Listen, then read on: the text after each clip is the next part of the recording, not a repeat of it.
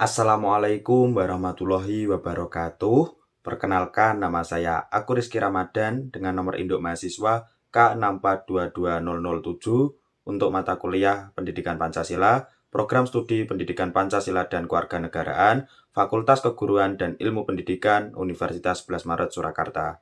Di video kali ini, saya akan menjelaskan mengenai apa itu etika, etika Pancasila, dan contoh penerapan etika dalam kehidupan sehari-hari.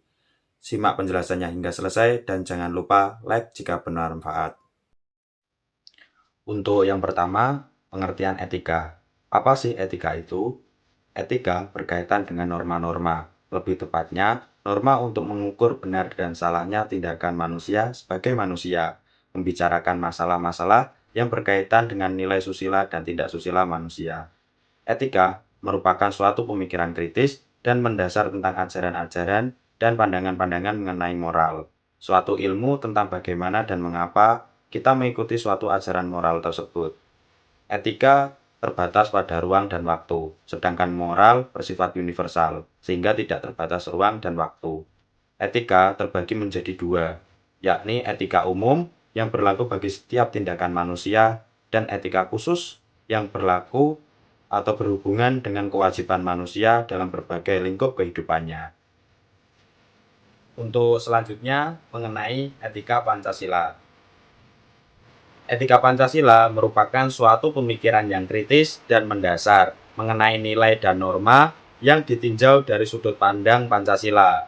Etika Pancasila juga mendasari penilaian tentang benar salahnya tindakan manusia dalam kehidupan berbangsa dan bernegara Indonesia yang terdapat pada nilai-nilai Pancasila itu sendiri, yaitu nilai ketuhanan, nilai kemanusiaan, nilai persatuan, nilai kerakyatan, dan nilai keadilan.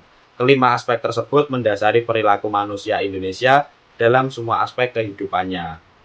Kemudian, sama halnya dengan etika pada konteks yang umum, etika Pancasila juga terbatas pada ruang dan waktu.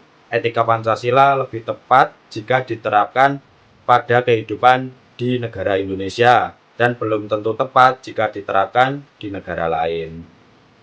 Contoh penerapan etika dalam kehidupan sehari-hari, yaitu tolong-menolong.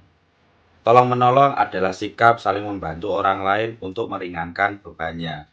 Sebagai makhluk sosial, manusia tidak dapat hidup sendiri.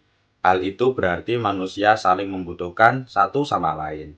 Setiap manusia memiliki kewajiban untuk menolong orang lain. Tolong-menolong termasuk ke dalam etika. Terbatas juga pada ruang dan waktu. Tidak semua tolong-menolong baik atau benar untuk dilakukan. Misalnya, tolong-menolong saat ujian sekolah.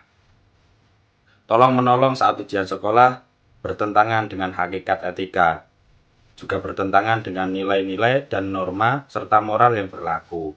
Tolong-menolong saat ujian sekolah dapat menghambat perkembangan peserta didik dan menyebabkan peserta didik tersebut tidak dapat mengembangkan potensi minat dan bakatnya secara maksimal. Lantas, tolong-menolong apa yang termasuk ke dalam etika Pancasila? Tolong-menolong yang termasuk ke dalam etika Pancasila adalah tolong-menolong dalam kebaikan. Seperti saling tolong-menolong dengan keluarga atau kerabat atau mungkin teman yang sedang kesusahan, saling tolong-menolong dalam membantu atau meringankan beban korban bencana alam, dan lain sebagainya. Tolong-menolong dalam kebaikan itulah yang termasuk ke dalam etika Pancasila. Untuk kesimpulannya, etika berkaitan dengan norma-norma untuk mengukur benar salahnya tindakan manusia. Etika Pancasila termasuk bagian dari etika yang merupakan pemikiran yang kritis dan mendasar mengenai nilai dan norma, namun ditinjau dari sudut pandang Pancasila. Etika Pancasila terbatas pada ruang dan waktu, sama halnya dengan etika.